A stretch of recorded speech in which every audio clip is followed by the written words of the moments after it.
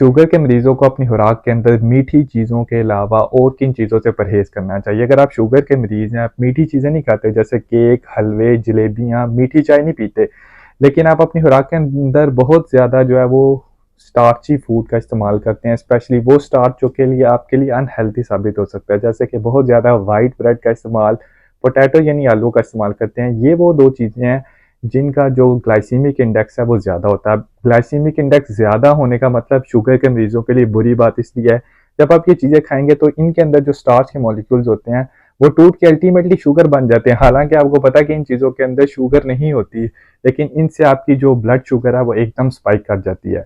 अगर ये चीज़ें आप नहीं खा रहे तो कौन-सी ऐसी चीज़ें हैं जो कि आपको इस्तेमाल करनी चाहिए? इसके अंदर लेंटिल्स यानी दालें आ जाती हैं, बीन्स यानी कि लोबिया आ जाता है और होल ग्रेन से बनी हुई रोटी, चपाती, ब्रेड आप इस्तेमाल कर सकते हैं। अब जब आप इन चीज़ों का इस्तेमाल करेंगे क्योंकि इनका ग्लाइसेमिक इंडेक्स कम है, तो एकदम जो आपकी ब्लड शुगर की स्पाइक है वो नहीं आएगी और आहिस्ता-आहिस्ता खून के अंदर ये टूट के आपको एनर्जी भी प्रोवाइड करते रहेंगे और दूसरी बहुत इंपॉर्टेंट बात कि आपको फुलनेस की फीलिंग देंगे, यानी आपको भूख नहीं लगेगी।